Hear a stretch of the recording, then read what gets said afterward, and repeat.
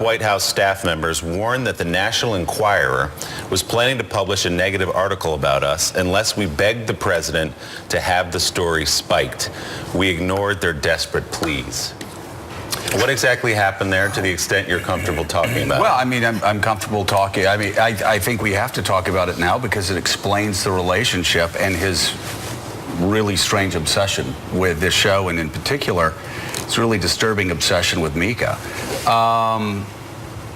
We got a call that, hey, the National Enquirer is going to run a negative story against you guys, and it was, Donald is friends with, the president is friends with the guy that runs the National Enquirer.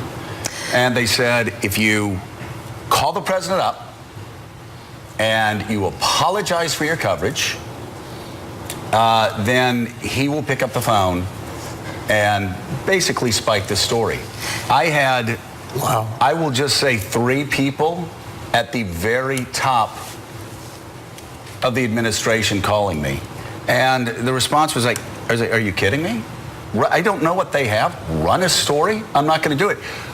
The calls kept coming and kept coming, and they were like, call. You need to call. Please call. So, come on, Joe, just pick up the phone and call him. It's blackmail. And let me explain what they were threatening.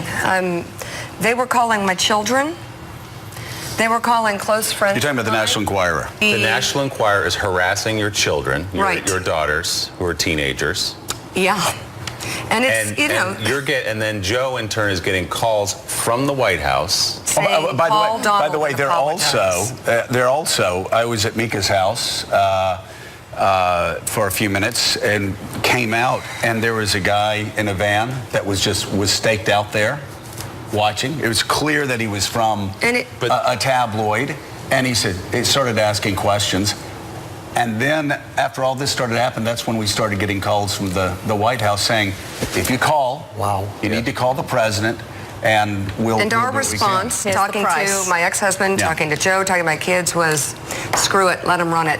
Just go ahead and run it. By the way, they ended up running something. And they interviewed a guy who said, I seen him there for about a year. He comes in, he buys about, 3 six-packs of beer a week here in my store.